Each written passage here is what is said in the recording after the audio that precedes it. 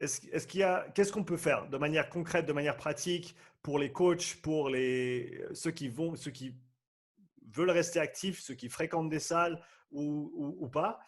Qu'est-ce qu'on peut faire de manière concrète et pratique aujourd'hui pour essayer de, même si c'est pas, voilà, changer un système qui malheureusement bat de l'aile pour être gentil et ne fonctionne simplement pas avec les demandes du jour. Comment est-ce qu'on peut faire pour améliorer au moins les choses, même si ça veut dire simplement avoir un effet positif sur une ou deux personnes chacun, plutôt que d'essayer de s'attaquer à tout le monde? Comment est-ce qu'on peut, à chacun à son échelle, faire la Alors, différence? je vais essayer de t'expliquer, je vais essayer de vous expliquer pour ceux qui nous regardent comment moi j'ai essayé de mentaliser la situation et ce que j'ai mis en place et ce que je pense pour le futur. En France, et encore une fois, je parle que pour la France, mes connaissances sur la Suisse sont pas assez grandes. Mais en France, il y a un phénomène euh, de, à la fois et de lobby et de caste qui permet d'écraser le gouvernement et le gouvernement recule toujours. Je vais vous donner un exemple très simple. En France, quand les VTC sont arrivés, les taxis ont bloqué la France. Résultat des courses, la législation sur les VTC a été changée en 3 jours. Aujourd'hui, quand il y a une annulation de fête foraine, les forains ils se réunissent, ils bloquent la ville. Même le préfet, il n'arrive pas à rentrer. Et finalement, il y a la fête foraine. Tu vois. On a voulu, j'en avais parlé dans un podcast, il y a 5 ou 6 ans, on avait décidé de faire une loi carbone et on a payé donc des millions, des centaines de millions d'euros pour mettre des radars qui devaient prendre en photo les camions et faire payer donc aux poids lourds une taxe carbone. Hmm. Il y en a un, moi j'y passe tous les jours devant, de radars comme ça, là, qui ne servira donc à rien, hein, soyons clairs. Derrière, les poids lourds ont bloqué l'État. En 3 semaines, l'histoire des péages qui avaient déjà été installés, qui avaient été déjà payés, hein, a été. Voilà, c'est terminé. Le, le fait que les salles de sport se fassent complètement écraser, c'est en fait parce que nous sommes des gens, un, trop divisés, deux, pas assez combatifs. C'est-à-dire que, par exemple, quand on a voulu changer la politique agricole commune pour les agriculteurs et qu'on leur a dit qu'on allait arrêter de les subventionner pour du blé et du lait que de toute façon on jette parce qu'on est en surproduction, les agriculteurs ils se sont appelés, enfin ils ont passé un coup de fil entre eux et ils ont pris leur bulldozer et leur tracteur avec leur fourche et ils ont décidé de prendre l'autoroute, tu vois. Et en fait, eh ben, ça calme en fait. Parce qu'en fait, pour arrêter un agriculteur qui a une pelleteuse devant son tracteur, mais sachant le nombre d'agriculteurs quand ils pètent les plombs, ce que ça passe, au passage, les agriculteurs sont armés aussi, hein, faut le savoir, évidemment, le gouvernement recule en fait et arrive même à faire reculer l'Europe, Donc, tu vois. comment est-ce qu'on fait si on n'a pas de taxi, pas de Alors, nous, camion on n'a et pas de pas tank. de… Nous, on n'a pas de tank. Nous, on n'a pas de tank, donc voilà. Nous, on est là, on va pas leur mettre des coups de dumbbell, tu vois. Ouais, ouais, vous êtes méchants, ouais. Non. Mais ce que je vais vous expliquer, c'est on est éclaté. Donc, il y a un syndicat en France qui s'appelle France Active qui a tenté de se faire entendre. Euh... Zéro. Zéro. Franchement, France Active, c'était mignon de nous faire signer des pétitions. Zéro impact. Mais c'est pas zéro impact, zéro respect. C'est-à-dire que le gouvernement ne vous a complètement pas respecté, vous a complètement ignoré. Je crois qu'ils les ont invités à une réunion en leur disant non, non, mais allez vous faire foutre. Ah, ok, bon, bah, ok, on rentre chez nous. Et ils sont sortis, ils ont fait un post Facebook. Ouais, franchement, on n'est pas content. Le gouvernement, il nous a pas entendus. Oh, la blague. La blague. Mais attendez, il y a les discothèques qui sont dans la même situation, les restaurateurs, etc., etc. Donc, revenons-en à nos moutons. Il y a un profond manque de respect. Je vais loin, hein. En plus en Suisse, vous êtes vraiment pisse en général, vous êtes pas, vous êtes neutre dans les conflits armés, etc. Donc ça va un peu vous partir. Je vais en choquer quelques-uns, mais je, je, je... à partir du moment où vous considérez pas qu'il faut vous battre, il va rien se passer. Il va rien se passer. Il y a quelques mecs qui disent ouais, nous, on s'en fiche, On ouvre le 4 janvier. Et le problème, c'est que comme ils sont 3 pélos, ils vont se prendre une descente, comme j'expliquais, de gendarmerie par la préfecture. Ils vont ouvrir le 4 janvier, ils vont prendre 6 mois de formule administrative avec 50 000 euros d'amende et ça va les calmer en fait. C'est autorisé de s'entraîner Donc, dehors à l'heure actuelle en France ou pas? alors, toujours pas. Toujours pas. Tu peux t'entraîner dehors, mais seul. Hmm. Voilà. Après, ça n'empêche pas les 12 papis que j'ai croisés ce matin de faire du cyclisme avec 1 mètre d'écart parce qu'ils s'en fichent complètement. Mais si moi, je veux réouvrir, au passage, il y a un aspect très intéressant que je vais t'étayer là juste après sur cette hydre étatique. Il va falloir que tu sois bien assis. Vous, les auditeurs, il faut vraiment que vous soyez bien assis d'anecdotes que je vais raconter parce que ça va vous faire des dégâts.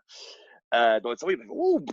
Donc, tant qu'on ne se bat pas, ça ne marchera pas. Se battre de manière frontale, c'est impossible. Ils vous font péter en France vos cartes pro, ils vous mettent des fermetures administratives, ils vous massacrent à coups d'amende.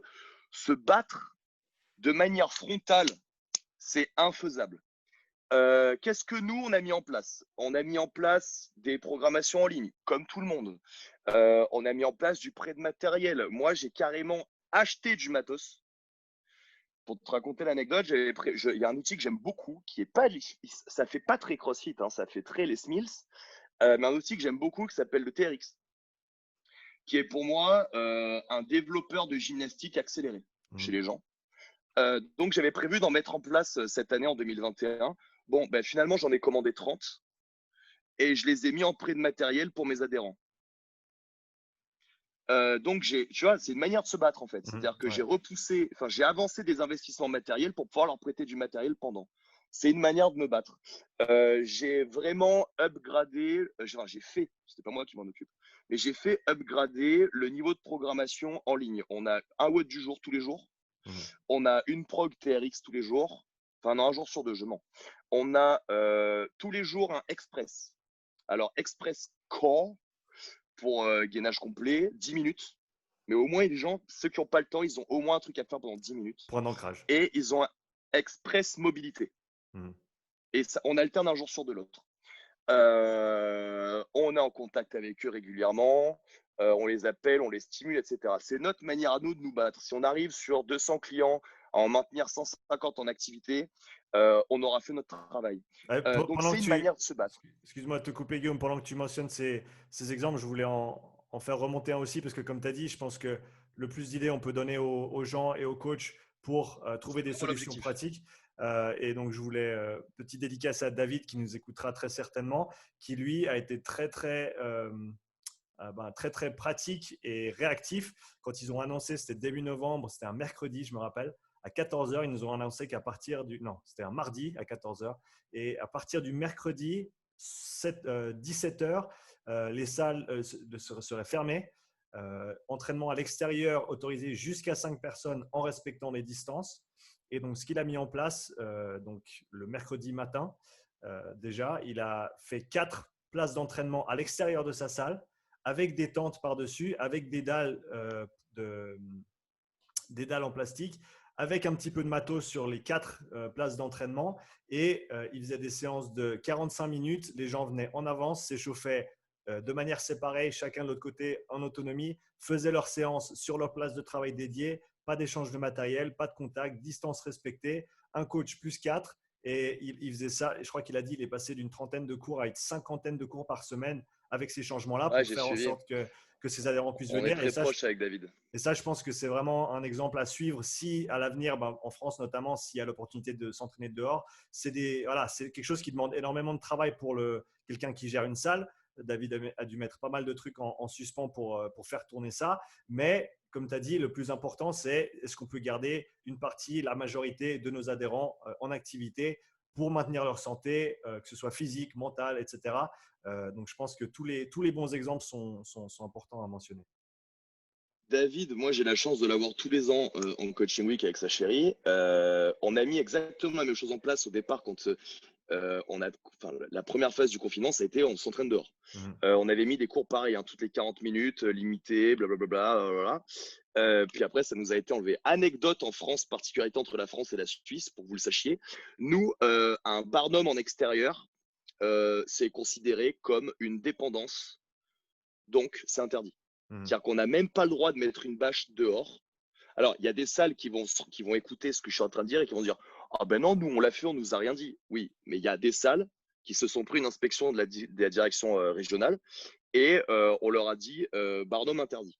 Enfin, carrément en France, l'hydre étatique se permet carrément de t'expliquer qu'une tente sur 4 piquets, c'est un toit, donc c'est une dépendance de ton établissement type X et donc c'est interdit. On en est là, c'est vraiment exceptionnel. Autre anecdote, pourquoi il ne faut pas se bagarrer de manière frontale avec l'État, c'est important que je vous l'explique. Dans ma ville, particulièrement là dernièrement, il y a eu une commandante qui a décidé de ratisser les salles en fait, pour faire respecter le décret. Et, et donc, eh ben, il faut savoir que nous, on est classé, les établissements sont classés par catégorie. Mhm. Donc, une salle de sport qui fait moins de 1200 mètres carrés pour l'anecdote est classée type X. Et quand elle est plus de 1200 mètres carrés, c'est classé type M, pour un peu simplifier. Eh bien, faut savoir que nous, les services de l'urbanisme, tu leur proposes un dossier, s'ils ne passent pas dans les 5 mois, c'est que c'est validé. Eh bien, donc, bah, ils ne sont pas passés, donc tu n'as pas de certificat, quoi. C'est acté, c'est comme ça. Eh bien, elle a exigé que des salles de 300, 400 mètres carrés qui sont type X, c'est dans les décrets, c'est dans les textes de loi, aillent à la mairie faire la queue en plein Covid pour récupérer un certificat qui atteste qu'il soit en type X, parce que madame expliquait que non, tant qu'on n'avait pas le certificat, on n'était pas type X. Enfin, on en arrive à ce niveau euh, de penser dans l'hydre étatique, de total contrôle absolu, tu vois ce que je veux dire? Mhm. Et vous pouvez très bien tomber sur un commissariat ou une direction régionale qui va pas venir vous saouler parce que vous avez le droit de vous entraîner dehors et vous mettez un barnum et en fait, qui ça gêne? Est-ce que le Covid se transmet plus quand il y a un toit au-dessus que quand il n'y en a pas, tu vois? Mhm. Euh, mais non, vous pouvez aussi tomber sur des directions régionales et des commissariats qui vont venir vous souffler dans les bronches parce que vous avez mis une tente démontable dehors. On en arrive quand même à ce niveau-là. Donc, pour revenir sur ce que je disais, vous ne devez pas les attaquer de manière frontale, mais c'est vrai que en donnant le meilleur de vous-même et pendant une période en pensant d'abord au client, et l'exemple de David, comme je suis appris, est excellent, en faisant vous un sacrifice de temps ou d'investissement financier pour penser d'abord à vos clients, fait que vous allez gagner une extraordinaire fidélité et que vous allez en fait combattre à votre hauteur. Il y a eu, au premier confinement, j'avais fait une vidéo où j'expliquais aux owners qu'ils devraient prêter le matériel à leurs adhérents, même un plate, même une belle, même un élastique, Mhm. parce que le confinement était annoncé pour 15 jours, mais qu'à la fin du mois, quand ils allaient leur demander de les soutenir et d'encaisser leur cotisation alors qu'ils leur auraient prêté zéro matos, ils allaient le sentir passer. C'est une vidéo qui a été très bien accueillie par une partie des coachs en France. Et évidemment, une partie des autres coachs m'a complètement insulté jusqu'à ce que ce que j'avais prédit arrive et que le confinement ne dure pas 15 jours, mais 2 mois et demi. Mhm.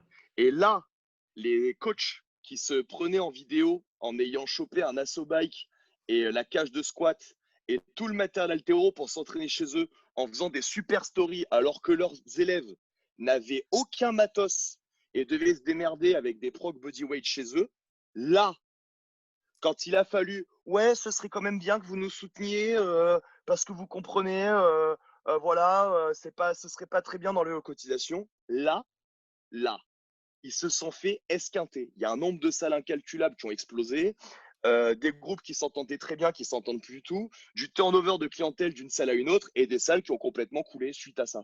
Donc, moi, le Covid me coûte de l'argent. Déjà par rapport à la perte financière, on n'a pas la clientèle qu'on aurait dû avoir. L'anecdote, c'est qu'ils nous ont quand même pourvu un confinement, surtout pour les métropoles. Je pense surtout aux métropoles parce que nous, on a pu à peu près finir le mois de septembre correctement. Mais Mhm. j'ai vraiment une grosse pensée aux gens qui ont des salles dans les métropoles, qui eux se sont pris un couvre-feu et une interdiction des salles de sport les 15 derniers jours de septembre. Mhm. Ça, je ne vois pas plus aberrant. C'est l'année, c'est le moment où ils font leurs chiffres, ça c'est incroyable. Tu as C'est incroyable. parlé. Donc, il y a des moyens de lutter, il y a des moyens de lutter, de Ouais. se battre. De manière frontale, je vous conseille vraiment pas de le faire. Mhm. Mais si, dans toute honnêteté, vous mettez tout ce que vous avez pour vos clients, les solutions sont là. as mentionné la communauté du sport, du fitness en France, et je pense qu'on peut l'étendre de manière globale, qui est divisée. Je pense que dans l'esprit de certains, ils pensent peut-être euh, à toi comme étant quelqu'un qui a comme tendance à diviser. À mon avis, Très clivant, ouais. je te donne ma perspective. Tu as une grande gueule, Mhm. tu n'as pas peur de dire ce que tu penses, mais en même temps, tu es aussi un exemple dans le sens de rassembler différentes disciplines, d'essayer de tisser des liens. Je pense à Benjamin Quin, je pense à Thibaut Souberia, je pense à ton collègue avec qui tu as fait la programmation Actionman récemment, d'essayer d'amener toutes ces disciplines qui sont différentes, d'essayer de les ramener, de les rapprocher. Qu'est-ce qu'on peut faire en tant que membre de cette communauté globale du sport, du fitness, de la santé? Qu'est-ce qu'on peut faire pour tisser ces liens, pour rendre la communauté le plus forte, pour avoir moins de dissidence au sein même de notre communauté? Comme tu as dit, si on avait peut-être une entente un petit peu plus développée entre nous, peut-être on serait plus capable d'avoir une voix unie et d'avoir un effet, ou en tout cas de se faire entendre de manière générale. Je vais être très honnête avec toi. Mhm. Je suis le premier Français, avec toute mon arrogance, je suis le premier Français à être allé chercher des gens d'autres disciplines pour venir dans le CrossFit. Avant moi, ça se faisait pas de faire programmer de l'haltéro en CrossFit par un haltérophile. Mhm. Idem pour les gymnastiques, idem pour tant d'autres choses. Je collabore avec beaucoup de gens. Là, d'ailleurs, on lance un nouveau concept sur le survivalisme, le bootcamp, etc., le bivouac. Et je suis allé chercher un ancien, je peux pas trop expliquer ce qu'il faisait, mais un ancien, pour ceux qui connaissent le bureau des légendes. Donc, je suis allé prendre la crème de ce qui se faisait pour ça. Et l'anecdote, c'est que je pense que je suis très clivant, non pas en termes de discipline, puisque je suis moi-même un hybride. Je viens du MMA, qui Mhm. est un hybride de discipline. J'ai toujours eu l'habitude de prendre ma ceinture blanche et d'aller me remettre en question dans tous les clubs du coin. Mhm. Donc, je suis quelqu'un qui, en vrai, par rapport à ce qu'on pourrait penser, est très ouvert d'esprit à la connaissance. Mais ce qui a guidé, en fait, moi, mon parcours, c'est le refus de la médiocrité physique, technique ou spirituelle. Mhm. Et je me suis pris la tête avec des grands pontes de mon sport, même des athlètes très connus, parce que pour moi, être le meilleur athlète français, ou parmi les meilleurs athlètes français, si tu es de bas de gamme dans ton discours ou dans ta pratique ou dans tes manières, tu es bas de gamme. Ton clean à 170 ne fait pas de toi quelqu'un de valeur. Je peux faire quelqu'un qui clean 70 avec des vraies valeurs humaines. Et la différence que j'ai par rapport aux autres, c'est que moi, je le dis franco. Quand je dois attaquer un prénom, je donne le prénom. Quand je dois attaquer un nom, je donne vraiment le nom. Mhm. Mais c'est ce qui m'a permis en fait de ce côté un peu élitiste dans les valeurs, dans la démarche, m'a permis de me créer un réseau qui est vraiment de super qualité. Je prends l'exemple de David, par exemple, qui est pas connu pour être le mec le plus commercial de la Terre. C'est un gars qui a le même background que moi, martial, et Mhm. on s'entend à merveille parce qu'il a ce côté valeur. Tu vois, pourtant c'est pas le meilleur haltérophile de Suisse, mais sur les valeurs humaines et sur la conception de ce qu'on veut pour nos clients dans le meilleur, Mhm. on s'entend vraiment méga bien. Donc, ce que je veux t'expliquer, c'est que s'unifier d'une voix pour pousser vers l'avant, c'est pas impossible, mais c'est très compliqué. Et Mhm. je vais étayer mon propos. Si je prends l'exemple du CrossFit, moi, très régulièrement, je le dis, je réfléchis à supprimer mon affiliation. Pourquoi? Parce qu'aujourd'hui, c'est pas une question de tarif. Je m'en fiche complètement. Avec ce que j'ai fait en Black Friday pendant 3 jours, je peux payer mes affiliations sur les 10 prochaines années. Donc, je m'en fous complètement de ce problème d'argent. Moi, ce qui me chafouine, c'est l'hétéroclité des valeurs dans les gens qui portent le nom de ma salle. Genre, moi, je suis crossfitière, CrossFit Fréjus. Euh, et honnêtement, je communique avec beaucoup trop de gens dans ce milieu et je vois beaucoup trop de choses aberrantes au point que des fois, j'ai même plus envie que ma salle porte le même nom que eux. Tu comprends ce que je veux dire? Mhm. Et je sais que c'est difficile à écouter, à dire ce que je suis en train de dire, mais c'est la vérité.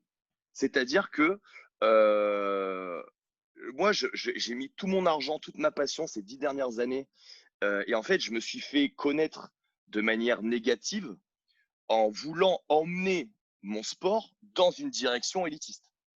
Pas élitiste en termes de performance, élitiste en termes de suivi. Arrêtez de faire de l'haltéro à des gens qui n'ont pas de placement. Arrêtez de laisser les gens squatter n'importe comment. Arrêtez de les blesser. C'était ça mon discours. Et il y a des gens qui ont passé des brevets d'éducateurs sportifs et des level 1 qui ont ouvert leur salle et qui se sont dit mais qui c'est ce mec-là qui me dit ce que j'ai à faire? Alors qu'au lieu de se remettre en question, on aurait pu tous aller dans la même direction et faire de ce sport un truc complètement monstrueux en France et élitiste. Mhm. Et non, c'est inhérent à l'humain qu'il y ait des gens qui veulent pas se remettre en question, qui veulent pas écouter les autres. Et moi, le problème, c'est que quand tu m'écoutes pas, je répète pas, je hurle. Ce qui est un peu mon défaut. Il faut que tu comprennes ce que je te dis. En fait, je te laisse pas le choix. Donc, bah, ça a fait que des gens m'ont écouté, m'ont suivi. Et aujourd'hui, je pense que je suis le coach français qui a la plus grosse communauté sportive dans mon sport. Attention, hein, c'est une proportion toute gardée. Et ça m'a valu aussi d'être très décrié. Ce que je veux t'expliquer, c'est que ça va être absolument impossible de s'unir parce que, à titre personnel, je n'ai aucune envie de m'unir à l'ensemble de mes confrères français. Mhm. J'ai de très très bonnes relations avec CrossFit France. Je m'entends très bien avec Daniel Chaffé, contrairement à ce que certaines mauvaises langues pourraient dire, parce que comme on ne m'a pas vu aux réunions des affiliés en France, j'y suis jamais allé, on a considéré que je m'entendais pas avec Daniel. Sauf que moi, Daniel, quand je suis à Bordeaux, je peux lui téléphoner, on se voit, on boit un café, on discute. Daniel est passé sur la Côte d'Azur, il a fait un stop pour dîner avec moi et mon associé. Tu vois ce que je veux dire? Donc, Mhm. je n'ai pas de souci avec eux. On se parle carte sur table, voilà, Guillaume, ça c'est bien ce que tu fais, ça c'est moins bien. Ah ben d'accord, ben j'essaie. Tu vois, on a vraiment des discussions d'homme à homme Mhm. avec Daniel. Donc j'ai pas de souci. Je suis profondément amoureux du CrossFit, c'est mon identité. Je suis né là-dedans, dans mon boulot, et c'est ce qui me retient de ne pas partir. Tu comprends? Mais Mhm. par contre, m'unir d'une seule voix avec tous mes confrères, ça je ne le ferai jamais parce que je suis désolé de le dire et c'est vraiment la trame conductrice de mes dernières vidéos sur le sujet. Mais il y a quand même une plus grosse proportion de gens qui font pas forcément bien les choses que de gens qui les font bien. Et ça n'est pas propre à l'activité physique et sportive, c'est propre à l'humain. C'est-à-dire que je t'en ai parlé à toi, Sean, sur ton travail avec Upside Strength. Désolé pour mon accent anglais d'un Très bien, français très bien. moyen C'est parfait. et de nos minutes. C'est Ouais. que vous faites un travail de podcast qui est extraordinaire et extrêmement intéressant. Vous ne faites que du contenu de Merci. qualité. Et je te dis pas ça pour tirer les pompes, mais je l'ai bien dit je te l'ai bien dit au premier podcast. Il y a Mhm. des gens qui me demandent au podcast, je n'en ai rien à foutre, je ne leur réponds même pas. Je n'y vais pas parce que j'ai pas besoin d'un énième podcast. Moi, en fait, au moment où j'ai dit, ouais, je trouve qu'on me donne pas assez la parole, j'ai créé l'instant canap. Donc, ce que je suis en train de faire là, dans mon canap avec ma caméra. Donc, j'ai même pas besoin qu'on me donne la parole. Si j'ai envie de prendre Mhm. la parole, je la prends et ça me suffit. Mais tu le vois bien, toi aussi, dans ton univers. Il y a vraiment des gens qui font des podcasts juste pour raconter leur vie, quoi. Il y a, hélas, un gars en Suisse qui fait ça, qui est un athlète totalement moyen, avec un physique totalement moyen, avec un discours totalement moyen, et qui s'amuse à faire des vidéos que personne ne like, que personne ne va voir. Et hélas, dans l'univers du podcast et du contenu, il y a quand même plus de gens qui font des trucs qui servent à rien que des choses qui servent. On pourrait étendre ça sur Instagram, du contenu extrêmement intéressant, extrêmement pertinent sur Instagram. Il y en a très peu. Mhm. TikTok, là, on est au paroxysme de la vidéo qui ne sert à rien. Les gens parlent de pollution. Ouais, moi, j'aimerais bien sauver les ours polaires et les phoques. Et derrière, ils envoient des vidéos de 4 gigas de eux en train de faire des danses sur TikTok, en sachant que le coût énergétique du stockage de ces vidéos de merde et le coût en débit électrique de ces vidéos de merde est absolument monstrueux, tu vois. Donc, on en est là. On en est en fait, ça n'est pas le problème de l'activité physique et sportive, c'est un Mhm. problème humain plus global où à un moment, il faut savoir est-ce qu'on a envie de se mettre dans la mêlée pour faire un truc à grande échelle. Je suis même pas sûr. Euh, pour l'assurance maladie en France a fait une campagne sur l'activité physique pour les maladies chroniques. les douleurs chroniques, la lombalgie, la cervicalgie, les problèmes, ça a été la grande campagne, le fer de lance. On a eu des pubs en 3 par 4 dans toute la France, dans les abribus, l'assurance maladie, le mal de dos, la solution, c'est le mouvement. Ça a été un truc de fou en France. Mhm. Et pour qu'on se retrouve dans une crise Covid où on te ferme les salles de sport 5 mois dans l'année. Mhm. En toute honnêteté, je suis pas souvent pessimiste. Je suis souvent négatif dans mes propos, mais je suis pas pessimiste. Je suis vraiment quelqu'un de profondément optimiste. Et je suis obligé de vous dire que, de manière globale, est-ce qu'on arrivera à faire que le mouvement, l'activité physique devienne ou prenne la place qu'il a à avoir dans le monde en s'unissant à grande échelle? J'ai un grand doute. On a le gouvernement qu'on mérite, on a les lois qu'on mérite. Tout le monde fantasme sur Sparte. Tout le monde, Sparte est un fantasme absolu. Les mecs qui font de la Spartan Race fantasment sur Sparte. Le premier mec, qu'est-ce qui a lancé le CrossFit en France? Mark Twain, 300. Ce fantasme de l'athlète, de la sélection naturelle, boosté à la testostérone. Mais des peuples, si historiquement on s'intéresse aux grands peuples, c'était des peuples, il y a une partie de la population testostérone sportive qui fantasme sur Poutine, mais ou sur des grands dirigeants. Mais il faut se dire qu'on a aussi les dirigeants qu'on mérite. J'ai toujours dit dès les premiers confinements et dès que j'ai senti un peu des voix qui voulaient y aller un peu de manière hardcore, que le problème n'était pas du tout les forces de l'ordre dans les manifestations, le problème n'était pas du tout l'État. Le problème est les 90% de gens que vous allez vous prendre sur la tronche, parce que si demain vous faites une action hardcore pour retourner la situation, vous allez vous prendre 90% de bobos bien pensants sur la tronche. Donc Aujourd'hui, il faut quand même se rendre compte qu'on est un extrémiste quand on dit que bouger est un besoin naturel. C'est ça, ouais. Sean, qu'il faut comprendre. C'est qu'on est extrémiste. Aujourd'hui, asseyez-vous. Je ne sais pas ce qui se passe en Suisse, mais en France, il y a des gens avec des lunettes, des technocrates, qui ont décidé que faire du sport plus de 3 fois par semaine relevait d'une maladie mentale qui s'appelle la bigorexie. C'est dans le dictionnaire. La bigorexie, c'est une maladie mentale qui touche les gens qui ont un besoin de faire de l'activité physique plus de 3 fois par semaine. Donc, est-ce que tu te rends compte qu'en fait, nous sommes, nous, des extrémistes? Mhm. L'obèse sur Combini News qui te dit qu'elle ne comprend pas pourquoi on devrait lui faire faire du sport parce qu'elle n'aime pas ça, elle n'est pas extrémiste. Mais moi, éducateur sportif, qui considère que quand tu dépasses 25% de ton IMC, 25 points de ton IMC, que tu es en surpoids, il faudrait peut-être commencer à te bouger un peu le cul, et qui dit, les amis, je connais pas d'obèses morbides qui mangent des betteraves, des blettes et qui courent 30 minutes par semaine, euh, je passe pour un extrémiste. Donc, ça va être absolument impossible à grande échelle pour les deux raisons que j'ai évoquées.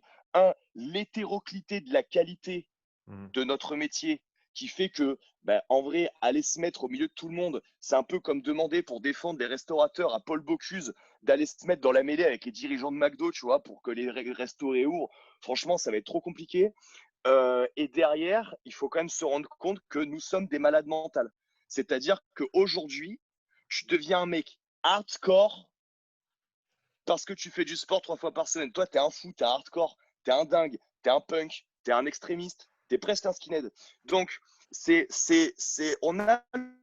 faut comprendre qu'en fait, on a ce gouvernement parce que euh, c'est le peuple qui lui ressemble et c'est très difficile, c'est très dur ce que je suis en train de dire et c'est ce qui donne aussi la conscience du pouvoir que toi tu as, Mhm. que moi j'ai, que tous les gens qui suivent notre travail ont. C'est en fait à notre échelle, on peut changer les choses, mais seulement à notre échelle. Et ça donne l'importance que notre échelle a, notre micro-échelle, parce que si un coach comme moi, avec 2 coachs dans ma salle, on arrive à tenir debout 150 personnes, eh bien, si tous les gens qui sont dans notre métier se mettent à faire la même chose, 3 qui boostent 150, puis, sans parler du travail en ligne que je fais, parce que pour donner un exemple, j'ai regardé en 2019, entre le 1er décembre 2019 et le 1er décembre 2020, on a eu 1800 clients en plus sur We Are Athletic. 1800 clients qui n'avaient jamais commandé avant. Mm. 1800. C'est-à-dire que quand un owner de coach, c'est pour ça que j'aimerais rendre humble mes concurrents, les amis, quand vous faites des progs pour 20 personnes, moi j'ai 1800 clients différents de plus en 2020 qu'en 2019. J'aimerais que vous compreniez que je suis pas du tout dans votre sphère en fait. On n'est pas du tout au même niveau. Donc restez où vous êtes. Ce que j'essaie de t'expliquer, c'est que on a un super pouvoir. Mais on a un super pouvoir à partir du moment où on en prend conscience qu'il faut le faire en temps réel, c'est-à-dire aujourd'hui, maintenant, au quotidien. Et pas rester dans l'expectative d'avoir potentiellement un jour une union sacrée des professionnels de notre activité en se disant ça sert à rien de faire quoi que ce soit parce qu'on est désunis. Un jour, on sera unis, on fera un truc. Non, non, non, non, non, on sera jamais unis. Moi, je pense que vaut mieux faire des constats. Tu vois, moi, mon constat, pourquoi j'ai fait Squat Every du jour au lendemain? Parce que je fais 1m85 pour 85 kilos et j'ai jamais eu de force dans les jambes par rapport à un élite. Donc, j'ai fait le constat, Guillaume, t'es médiocre dans les jambes, bam, squat every day, boum, 200 kilos 4 mois après. Voilà, il faut faire des constats, c'est comme ça. À partir du moment où on est dans l'expectative d'un rêve qui, pour moi, a trop peu de chances d'arriver, celui de l'union sacrée des éducateurs sportifs et des salles de sport, qui va créer un mouvement, qui va faire, qu'on va faire bouger les choses, moi, je pense que ça, c'est la voie de la passivité. La voie de l'action, c'est OK, on sera jamais unis, mais par contre, je prends conscience que moi, dans ma salle, j'ai 200 clients, 50 clients, 3000 clients, et que à mon échelle, avec mon équipe, là, je peux commencer à bouger les choses. J'ai pas besoin d'attendre que dans ma ville, je prends l'exemple de mon pote de Bordeaux, qui a une salle avec un fichier client, enfin, il a 3 salles, à peu près 1800 clients en moyenne dans chaque, ce qui fait quand même quasiment 6000 clients. Si lui, il attend de s'entendre avec toutes les salles de Bordeaux pour faire un mouvement, ça n'arrivera jamais. Par contre, aujourd'hui, il peut agir sur 6000 personnes avec son équipe de coach. Donc lui, il a un pouvoir à partir du moment où il devient en temps réel et qu'il va faire les choses maintenant. Est-ce que tu comprends où je veux en venir? Je ne sais pas si c'est très clair. C'est très très clair. Je pense que le message il est clair. Et donc, pour clore un petit peu ce chapitre, je veux passer à d'autres questions ensuite qu'on a eues sur Insta notamment. Pour clore un petit peu ce chapitre-là sur la fermeture des salles, qu'est-ce qu'on peut faire de manière pratique en tant que coach pour faire avancer les choses? Il ne faut pas chercher à changer le système depuis le haut. Il faut le faire en mode grassroots depuis Impossible. le bas. Il faut le faire chacun dans sa sphère de réseau, de compétences. Et si on peut le faire avec 3 clients, on le fait avec 3. Si on peut le faire avec 100 clients, on le fait avec 100. Mais il faut essayer de faire une différence à son échelle. Arrêter de se plaindre et de pointer du doigt parce que ça nous mènera nulle part. Et concrètement, faire quelque chose, même si ce n'est pas grand-chose, avec la meilleure intention dans la tête et pour essayer d'avoir un effet positif sur la santé de tous les gens qu'on peut atteindre au travers de notre travail. Complètement. Et en toute honnêteté, avec tous les gens que je côtoie, tous les owners de salle, tous les gens du business, tous les gens que je côtoie, je connais personne. Assis-toi bien. Je connais personne qui n'a pas pu payer son loyer et ses charges en ayant pris soin de ses clients. Je ne vais pas parler des salles de fitness à la Fitness Park, à la Basic Fit que je ne connais pas, que je ne côtoie pas, donc je ne vais pas parler de ce que je ne connais pas, d'accord? Sachant qu'eux ont des investissements matériels et des loyers dans des centres commerciaux qui doivent leur exploser les charges fixes, ça doit être quelque chose d'incommensurable, d'accord, soyons clairs. Mais dans mon réseau de coachs que je côtoie, je connais personne qui est à crever la gueule ouverte à cause du Covid. Moi, j'ai conservé 85% à peu près de mes chiffres d'affaires dans mes salles alors qu'on est fermé. Mais attention ce qu'on a mis en place par contre, on rigole pas. On est tous les jours à la salle à 10h, tous les jours 11h, on fait minimum 3-4 vidéos différentes. Tu vois ce que je veux dire? Si vous faites les choses avec le cœur, moi ma salle est vide actuellement. Enfin, j'ai prêté jusqu'à mes rameurs. Et ce qui est juste pour conclure là-dessus, ce qui est affligeant, c'est qu'à un moment, je le répète, je l'ai dit tout à l'heure, j'ai fait une vidéo pour aider les gens, pour aider les coachs. Parce que moi, ça fait 8 ans, 10 ans que je suis là-dedans. Et donc, je savais que dans cette situation de crise, excusez-moi, je suis en train de chercher l'embout où je rentrais mon chargeur. Je savais que dans cette situation de crise, il y en a qui n'allaient pas forcément voir ce qui allait se passer. Et à une époque, tout le monde me prenait pour un con jusqu'à ce que j'ai raison sur à peu près tout ce que je dise. Et là, d'un coup, les gens sont revenus en arrière. Ça a été le cas à l'époque sur protocole de PM quand j'expliquais que tout le monde était en train de se péter dans notre sport, qu'il fallait arrêter. Tout le monde m'a dit qu'il fallait que je la ferme et que j'étais personne pour parler, jusqu'à ce que maintenant tout le monde paye ma certification de PM parce qu'en fait j'avais raison, tu vois. Donc j'ai fait une vidéo à l'époque où je me suis vraiment fait massacrer. Hein. En France, ça a été vraiment, enfin, pas par beaucoup de gens, mais alors ceux qui m'ont massacré, ils ont été bien virulents. Ils n'étaient pas nombreux, mais ils se sont régalés. Où j'ai expliqué pourquoi il fallait prêter son matos. Aujourd'hui, je pense qu'ils ont tous compris. Il n'y a personne qui fera une story après avoir vu cette vidéo en disant « Ouais, c'est vrai, je suis une connasse. J'ai bien vomi sur Guillaume Guillou au premier confinement quand il a dit qu'il fallait prêter son matos. Et je le reconnais parce qu'en fait, au deuxième confinement, je l'ai fait. » Personne ne va dire ça. Mais moi, par contre, j'ai toujours les noms dans la tête. Et je sais que ces gens-là ont finalement fini par faire ce que j'ai fait, ce qui est très drôle. C'est-à-dire que, comme Idriss Aberkan et d'autres avant lui, ridicule, dangereux, évident. Hein. C'est ridicule, on va pas prêter notre matériel, on va quand même pas prêter des rameurs ou des dumbbells. Après, ouais, ce serait quand même dangereux parce que les gens, on n'est pas avec eux, donc ils peuvent se faire mal avec une haltère de 15 kilos ou un rameur. Ouais. Et là, deuxième confinement, c'est complètement évident. Évidemment qu'il faut leur prêter le matos. Mais n'oubliez pas, mes chers amis, qu'au mois de mars l'année dernière, vous m'avez bien vomi sur la tronche, alors que moi, j'ai juste fait une vidéo pour vous aider en vous disant attention, ceux qui veulent pas prêter leur matériel et faire des choses pour leurs adhérents, quand vous allez prendre une extension du confinement et qu'il va falloir payer votre loyer, vous allez pleurer des larmes de sang. Moi, aujourd'hui, je peux toujours payer, je peux toujours faire mes affaires, je peux même investir du matériel et je peux, et ça, c'est vrai, c'était vraiment mon seul objectif, mon seul et unique objectif, conserver mes emplois. Mmh. C'est-à-dire que, comme je l'ai dit aussi précédemment, ces gens-là étaient là avant la crise, ils seront là après la crise et il faut absolument pas que je les laisse tomber pendant, sous prétexte que on a un peu moins d'argent, tu vois. Donc voilà, je ne connais personne, en toute honnêteté, qui est dans un profond désarroi financier quand il a pris soin de ses clients. Par contre, il y a toujours des gens qui vont râler alors qu'ils n'ont rien fait pour leurs clients en disant que ouais, les gens, ils arrêtent leurs cotises, je comprends pas, c'est quand même pas cool, la communauté, elle est où? La communauté, elle est nulle part en fait. Si toi, tu as décidé que comme tu étais fermé, t'arrêtes et tu leur fais faire que des push-ups et des pull-ups chez eux, évidemment, les gens, ils comprennent vite qu'ils ont, au passage, moi-même, j'ai mis des programmes gratuits home workout juste pour faire des pull-ups et des push-ups. Donc, les clients, vos clients n'ont pas besoin de vous pour faire des tractions, des lunges et des squats chez vous. Voilà, c'était la clôture du truc. Donc,